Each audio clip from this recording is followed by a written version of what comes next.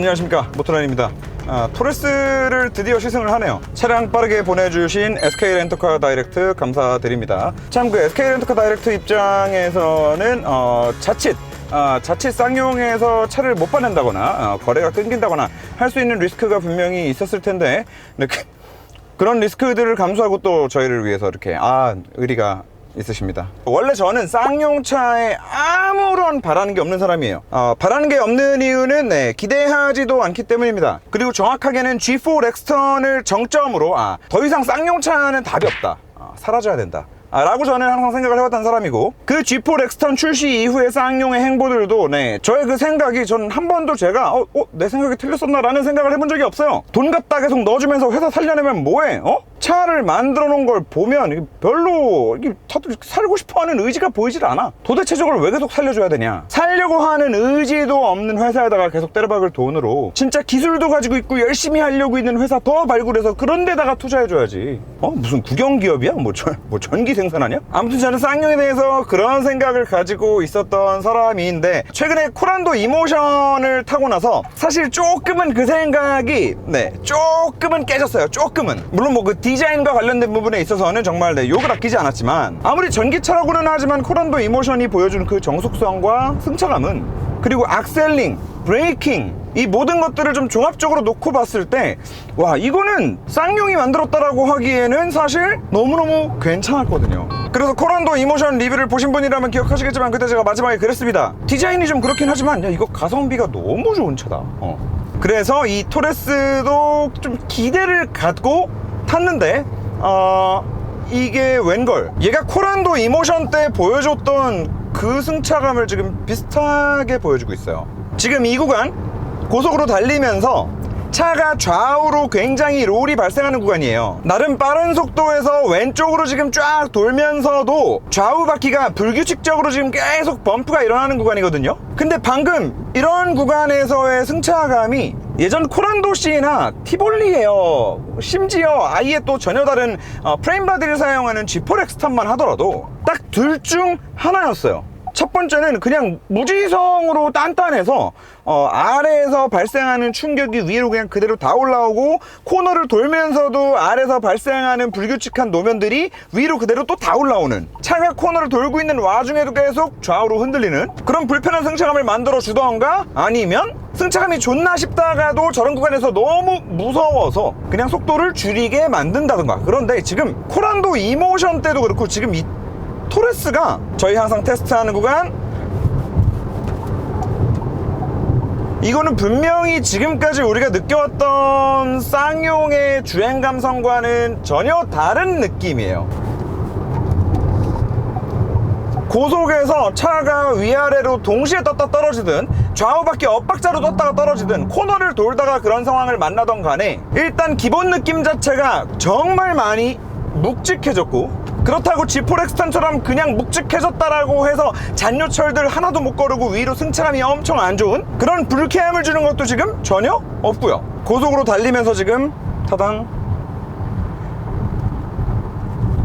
이런 잔요철들을 걸러내주는 것도, 저 바닥과 이 실내 캐빈룸 사이에 굉장히 두꺼운 벽 하나가 생긴 것 같은 저런 요철들을 만났을 때 소음과 진동을 정말 잘 억제해 주는데, 사실 이게 코란도 이모션 때는 그 타이어가 장난치는 것도 아니고 거의 뭐 튜브였어요, 튜브. 이게 타이어 빨인가 하고 살짝 헷갈렸었는데, 지금 와서 타보니까 얘는 타이어가 또 얇단 말이에요. 근데도 이런 느낌 만들어주는 거 보면, 이거는 쌍용차가 뭔가 이 내부 구조를 설계함에 있어서나 NVH적인 측면에 있어서, 진짜 이 승차감 면에 있어서 근본부터 뭔가 좀 달라진 부분이 이거는 분명히 느껴지기는 한다. 이걸 계속 2차만 가지고 설명을 드리면 확 와닿지 않으실 수 있으니까, 제가 느끼기에 딱 한 포인트 빼고는 투싼 스포티지보다 나아요. 다만 이제 투싼 스포티지와 비교했을 때 조금 떨어지는 부분이 있다라고 하면은 승차감 부분에 있어서 이런 큰 방지턱을 떴다가 떨어질 때 받아내주는 저 뒤쪽 서스펜션이 좀 여기서 한계가 좀 확 들어간 느낌은 있어요. 확 하고 걸려서 좀 쿵 하고 찍는 느낌이 살짝 있기는 하지만, 그 방지턱도 어디까지나 이제 정말 높은 방지턱, 확 떨어지는 방지턱, 네, 그런 방지턱에 국한된 얘기고요. 제가 이게 지금 4일째 타고 있는데 처음에 타면서는 그런 느낌이 좀 들었어요. 이게 쌍용차 치고 좋아서 더 좋게 느껴지는 건가 라는 생각을 계속 했는데, 네, 그건 아무리 생각해도 아닌 것 같고, 제가 느끼기에 분명히 네, 승차감 부분에 있어서 정말 이거는 쌍용차라고 그런 근간 없는 승차감을 보여준다라는 생각은 이제 하지 않아도 될 것 같다. 적어도 이 토레스에 와서만큼은. 자, 그리고 비슷한 맥락에서 엔진과 미션도 사실은 솔직히 스펙만 보면은 아쉬운 게 맞습니다. 이 1500cc 4기통 엔진의 뭐 출력도 그렇고, 트랜스미션 같은 경우에는 뭐 아이신이 들어가 있다라고는 하지만 어쨌든 6단이니까 솔직히 그 2022년에 출시된 자동차 치고, 그 내연기관 자동차 치고 전 세계 6단으로 출시된 차를 아마 찾기가 힘들걸? 그래서 스펙만으로 놓고 보았을 때 아쉬운 부분들이 분명히 있기는 하지만, 역시나 이게 자동차는 수치만 가지고 얘기를 할 수가 없는 게, 뭐 일상 주행하기에 답답함이 느껴질 포인트는 없다. 결과적으로 그 엔진의 스펙, 뭐 마력, 토크, 그리고 이 미션의 반응 속도나 이게 얼마나 부드럽게 잘 작동하느냐, 그리고 악셀을 밟았을 때 얼마나 빠릿빠릿하게 적당한 RPM에 빨리빨리 변속을 시켜주느냐, 마지막으로는 이 차의 무게, 뭐 이런 것들이 다 종합돼서 봤을 때, 느껴봤을 때 일단 결과적으로 출력 자체는 네, 모자람이 없습니다. 그리고 일상 가속 영역이죠. 이렇게 30-40km에서 악셀을 밟았을 때 변속을 해주는 속도도 나름 빠르고, 얼마나 똑똑하게 적당한 단수에 딱 변속을 해주느냐에 있어서도 지금 꽤 괜찮다고 느껴지거든요. 그런데 사실 뭐 그거는 네, 그럴만한 게, 얘 어디 뭐 변속할 위치가 많지가 않아요. 기어 단수가 6개밖에 없기 때문에. 그래봤자 뭐 5, 6단은 지금 많이 달릴 때 쓰는 거고, 1, 2단은 출발하고 나면 안 쓰고, 그러고 나면 남은 게 지금 뭐 3, 4단이기 때문에 만약에 악셀을 밟았는데 4단으로 가고 있던 거 3단으로도 안 내려주면은 이거는 진짜 그게 갖다 버려야 되는 건데, 문제는 쌍용이 원래 쓰던 뭐 이제 비트라 미션이나 아니면 초창기 i16단 미션 같은 경우에는 실제로 그마저도 제대로 변속을 못 해줬던 애라는 게 문제겠죠. 하지만 지금 어쨌든 뭐 얘 같은 경우에는 이런 그냥 일상 영역에서 운전자가 제가속을 요하는 상황이 됐을 때 네, 미션의 반응은 나름대로 빠르다. 물론 우리가 지금 이제 가장 흔히 접하고 있는 아이신 미션은 이제 아이신 8단이에요. 뭐 볼보에도 다 아이신 8단 쓰고, 지금 뭐 미니도 아이신 8단, BM도 전륜 베이스에는 다 아이신 8단을 쓰죠. 저는 솔직히 아이신이 6단 미션을 아직도 만들고 있었다는 것 자체가 좀 놀랍기도 한데, 도대체 어디 쓰는데 6단 미션을 계속 만드는 거? 뭐 경운기에 들어가나 요즘에는? 이거 어디다 쓰는 거야 이게? 뭐 하기는 캐스퍼는 아직 4단 미션 쓰니까 네, 뭐 만들려면 만드는 거죠. 네. 아무튼 그래서 요 6단 정도라면 솔직히 캐스퍼 4단 같은 경우에는 그거는 도대체가 운전을 편하게 할 수 없을 정도로 진짜 단수가 너무 없으니까, 그거는 그래서 문제였던 건데, 그래도 6단 정도 된다면 뭐 그런 큰 불편함이 느껴질 정도까지는 아니면서 나름대로 빠르고 부드러운 변속감은 가지고 있는 것 같다. 근데 빠르다라고 해서 오해하시면 안 되는 게, 그 저기 아이신 8단, 미니에 들어가 있는 아이신 8단처럼 빠르다는 말씀을 드리는 건 아니고요. 여기서 제가 말씀드린 빠르다는 그래도 악셀을 밟았을 때 얘가 말을 알아는 듣는다 라는 정도에서 생각을 해주면 될 것 같고, 물론 이 차는 아직 신차여서 그런 걸 수도 있지만, 예전 쌍용에 들어가 있던 아이신 미션들이 보여주던 그런 좀 떨림이나 뭐 변속 충격, 네, 그런 부분들은 일단은 전혀 느껴지는 부분은 없네요. 그래서 솔직히 말씀드리면 차를 타고 좀 놀랐습니다. 그래도 쌍용이 차를 만들면서 최소한의 이 차의 기본이 되는 이런 좀 기본기에도 투자를 할 정신이 있구나.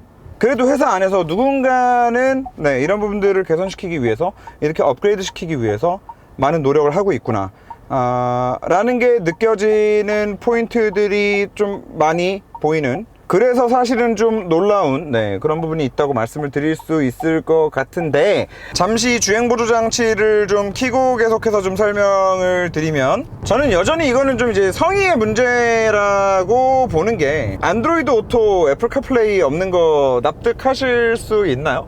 네. 없더라고요, 안드로이드 오토 애플 카플레이가. 물론 뭐 쌍용이 이런 얘기를 하기는 했더라고요. 주 업데이트를 통해서 지원할 예정이니까 너무 뭐 아쉬워 마라라는 식으로 뭐 이렇게 얘기를 한 것 같은데, 그게 이제 좀 이렇게 단정적으로 나온 얘기는 좀 아닌 것 같고, 왠지 제가 봤을 때는 그 뉘앙스가 나중에 우리 또 연식 변경되면 그때 넣어줄게 뭐 이런 얘기 아니었나라는 걸로도 저는 좀 느껴져서, 솔직히 지금 그 말을 100% 믿을 수는 없는 상황이다. 그런데 우리가 지금 무슨 뭐 안드로이드 오토랑 애플 카플레이를 무선으로 넣어주지 않았다라고 뭐라고 하는 게 아니잖아요. 네, 아예 없어요. 넌 뭐 이렇게 떠니 자꾸 춥니? 참고로 여러분, 이 스티어링이 떨잖아요. 지금 운전자한테 느껴지는 건 없어요. 옛날에 모하비 진짜 이렇게 막 까딱까딱까딱 하면은 실제로 차가 까딱까딱까딱 움직이는 그런 느낌은 아니에요. 지금 안 된다는 거죠. 너 왜 그러는데? 여보시게나 너무하네 진짜. 내가 떴는데, 네, 코란도 이모션 때도 그랬지만 주행보조 장치 성능이 꽤나 좋거든요. 네, 그거랑 같은 시스템 들어가 있는 것 같아요. 만도 거 들어가 있는 것 같고, 만도에서 거의 현대에 납품하는 급 수준으로 튜닝을 잘해서 넣은 것 같다. 코란도 이모션도 그렇고 토레스도 그렇고. 지금 여기도 보세요, 잘 잡죠. 네, 여기가 물론 속도가 지금 70밖에 안 되긴 하지만, 네, 공률이 꽤 큰 곳이었거든요. 잘 잡아요, 잘. 아무튼 뭐 주행보조 장치 성능은, 네, 얘가 지금 떠는 건 좀 춥다. 아무튼 안드로이드 오토 애플 카플레이 모르겠어요. 뭐 반도체 때문이었다라고 하면은 참 뭐 그냥 안타깝다라는 말밖에는 못하겠지만, 아무리 그래도 그렇지, 네, 이 새로 나온 차에 안드로이드 오토랑 애플 카플레이가 없는 거는 용납이 안 된다. 용납이 안 되고, 그놈의 여전한 지긋지긋한 그 정말 싸구려 같은 저질스러운 가격표 구성. 이게 이제 트림이 T5, T7 이렇게 두 개가 있는데, 그 아래 트림 있죠. 아래 트림 T5에서는 그 어떤 무슨 발광을 해도 앞좌석에 통풍 시트조차 추가를 못하게 만들어 놨습니다. 또 뭐 전동 트렁크 이런 거를 T5에서는 아예 추가도 못하게 만들어 놨다. 이게 이해할 수 있어요. 그리고 뭐 T5 모델을 사면은 기본 스마트 키가 아니고 그 키 돌려서 꼽아야 되는, 그리고 T5에도 이제 옵션 추가를 해야만 이제 그 스마트 키가 생기는, 뭐 이것도 이해할 수 있어. 그것까지도 이해할 수 있는데, 아예 T5 등급에서는 아무리 그 어떤 옵션을 넣어도 이제 앞좌석 통풍 시트랑 뒷좌석 열선 시트 또 아예 추가도 할 수 없게 만들어 놨다는 거, 이거는 사실 누가 보더라도 와, 토레스가 나왔는데 우리 토레스는요 이번에 2,700만원부터예요 2,700만원부터. 엄청 싸죠. 이거 여전히 그 앞에 인터넷 뉴스 기사에 헤드라인 뽑아내야 된다라고 해가지고 어거지로 만들어내는 그 꼰대들이 지시해가지고 만든 그런 트림 아닌가 이거?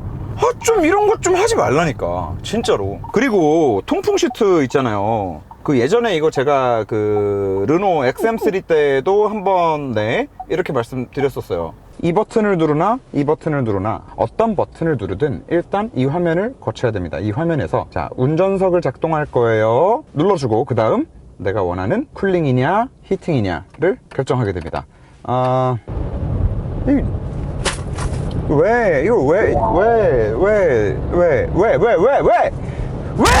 네, 뭐 아무튼 그래가지고 지금은 바뀌었다 그러더라고요. 한 번에 되게.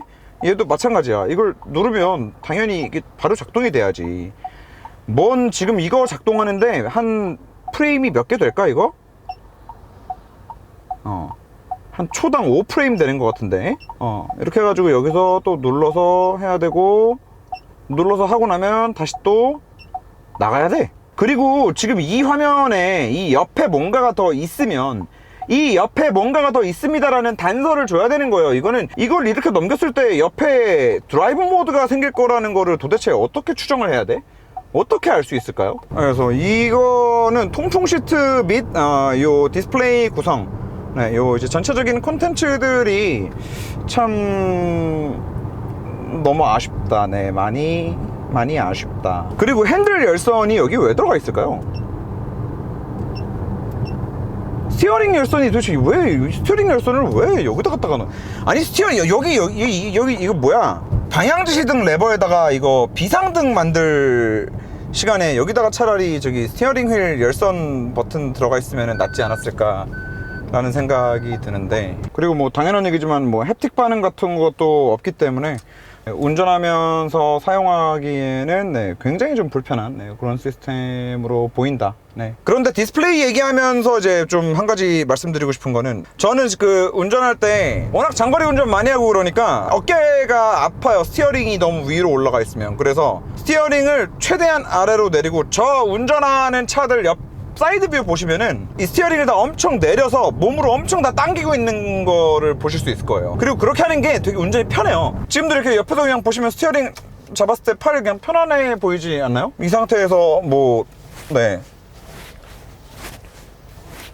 스티어링 돌리는데도 전혀 지장이 없고. 그런데 이런 시트 포지션을 만들었을 때 문제가, 물론 사람마다 안 그런 사람도 있는데, 스티어링이 클러스터를 이제 가리는 경우가 생겨요, 내리다 보니까. 그런데 지금 얘 같은 경우에는 네, 얘가 보면은 좀 이렇게 좀 좌우로 넓거든요. 그래서 스티어링이 이렇게 옆으로 길게 파져 있고, 컬럼을 최대한 이렇게 내린 다음에 당겨서 앉은 다음에 클러스터를 봐도 가리는 게 정말 하나도 안 나올 정도로 깔끔하게 싹 다 들어와서 보여요. 좌우로 넓어가지고. 물론 뭐 잘 보이기는 하나 딱히 볼 게 없다라는 함정이 좀 있기는 합니다만, 네. 아무튼 요 디스플레이들이랑 컨텐츠는 이게 아예 그지 같으면 확 욕해버리고 말겠는데, 이거 잘 한 것 같다가 이제 좀 치명적인 아쉬움들이 좀 보이는 거죠. 네. 이게 뭐야?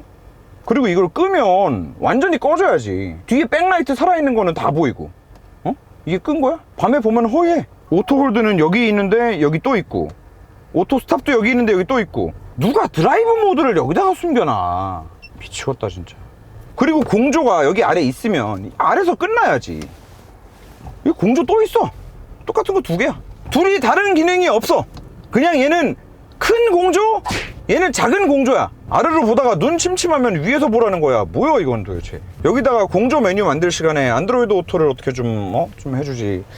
아무튼 뭐 좀 이런 부분이 좀 아쉬운 것들이 많이 있어요. 그리고 이제 대망의 디자인. 사실 제가 이 디자인 얘기를 처음부터 하고 시작하려고 그랬는데 너무 마음이 아파서 마지막에 합니다. 네, 마지막에 거의 안 보시거든요. 솔직히 라이브 하면서도 몇 번 말씀드렸는데 저는 창피합니다. 네. 근데 지금 이 차를 얘기함에 있어서 창피하다는 말을 하기가 사실 정말 불편합니다. 차라리 토레스가 이런 주행 감성 부분에 있어서나 승차감, 뭐 이 차량의 진짜 기본기라고 할 수 있는 게 정말 전혀 개선되는 여지가 보이지 않았더라면 차라리 마음 놓고 편하게 얘기했을 것 같아요. 그런데 그게 아니다 보니까 사실 더 말하기가 너무 마음이 아프고 불편합니다. 그리고 이 토레스 때문에 저는 앞으로 더 이상 중국 놈들이 우리나라 차 갖다 베껴가지고 우스꽝스럽게 차를 만들어 놨다고 해서 더 이상 그 차들을 보고 이제 웃을 수 없을 것 같습니다. 한국 사람으로서. 이게 중국 애들이 하는 거랑 사실 뭐가 다른지 모르겠습니다. 중국에서 무슨 차 만들었다면서 제네시스 두 줄 헤드라이트 딱 봐가지고 테일램프도 두 줄 딱 만들고 해서 그 두 줄 컨셉으로 따라 만들어 놓으면은 여러분 뭐라고 하셨을 거예요? 뜰길 됐을 거 아니야. 맞잖아. 저 짱깨 새끼들 욕했을 거 아니야. 그리고 저 옆에 스토리지 박스 그러니까 베끼려면 영국에서 하나, 미국에서 하나, 독일에서 하나, 일본에서 하나 이렇게 베껴도 되잖아요. 근데 하필이면 이거 영국에서도 그 한 브랜드 거를 갖다가 앞에는 이보크, 옆에 스토리지 박스는 디펜더, 저 테일램프 디자인은 레인지로버죠. 그리고 트렁크에 마치 저 뭔가 타이어가 들어있어야 될 것 같은 이상한 등껍데기 하나 씌워놓은 그것도 사실 최근에 디펜더에서 저런 뒤에 스페어 타이어 케이스를 하드 케이스로 씌우면서 그 위에 차 이름 딱 넣으면서 그렇게 나온 디자인인데 분명히 그걸 가져온 것 같고, 그러면서 아무짝에도 의미 없는 그 번호판 왼쪽으로 살짝 틀기, 그건 디스커버리 5죠. 물론 뭐 이해하는 부분도 있습니다. 네, 사람이 부족했겠죠. 하지만 뭐 항상 그렇지만 어쨌든 부족한 건 회사 사정인 거고. 참 이건 좀 속상한 부분인 것 같습니다. 코란도 이모션은 앞에 그릴에 도대체 이 무늬 누가 넣냐부터 시작해서 도대체 디자인이 이게 뭐냐고.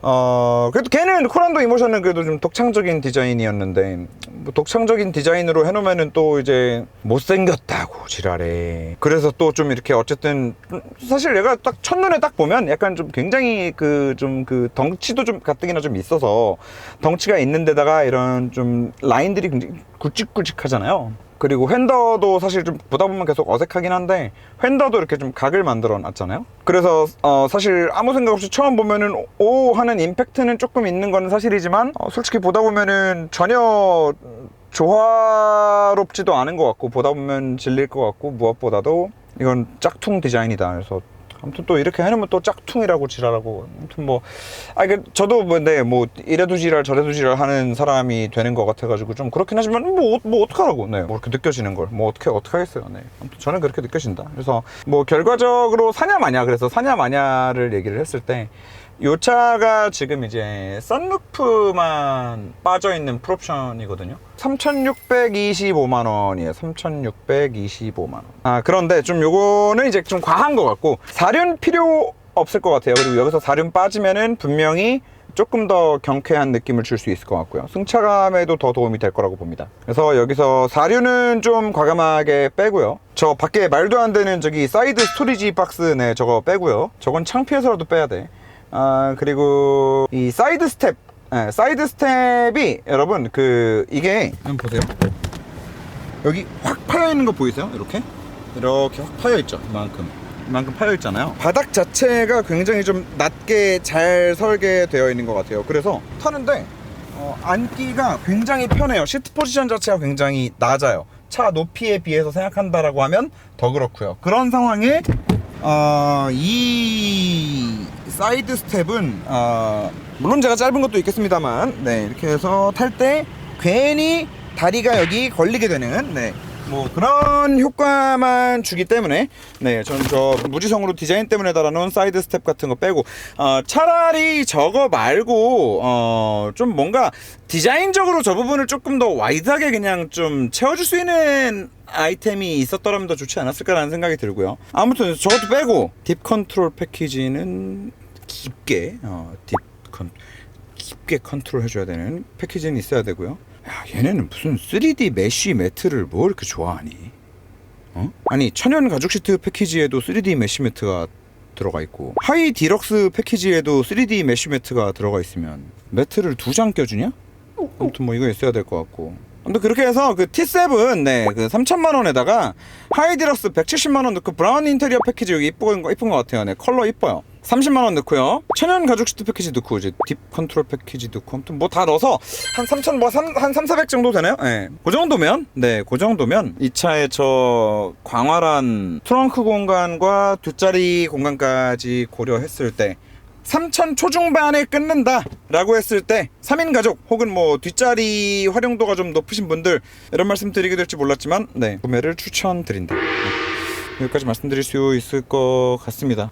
참 이게 이 디자인이랑 이런 뭐 좀 컨텐츠들 안에 들어가 있는 내용들만 아니면은 정말 너무 기분 좋은 차가 사실은 출시가 된 건데 사실 자동차는 그렇잖아요. 진짜 세계 무대에서 다 같이 경쟁하잖아요. 그런 상황에 자국 브랜드 새로운 차가 나왔다라는 건 정말 기대할 만한 일이고 그 차가 정말 좋게 나오면 정말 기분 좋을 만한 일이기 때문에 더더욱이나 좀 이런 감정이입이 되는 것 같고, 이 토레스 전기차가 좀 빨리 출시가 되면 좋겠다. 그리고 전기차 출시된다면 이런 좀 디자인적인 부분들까지 그래도 좀 개선이 돼서 나오면 더 좋지 않을까 하는 뭐 이런 말씀까지 좀 드려봅니다.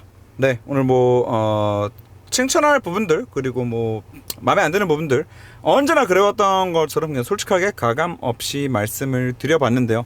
뭐 어쩔 수 없이 좀 불편한 부분이 있었던 분들도 있으셨을 텐데 죄송하고요. 영상 봐주신 모든 시청자 여러분 진심으로 감사드립니다. 여기까지 하는 걸로 다음 주에 또 뵙겠습니다. 안녕.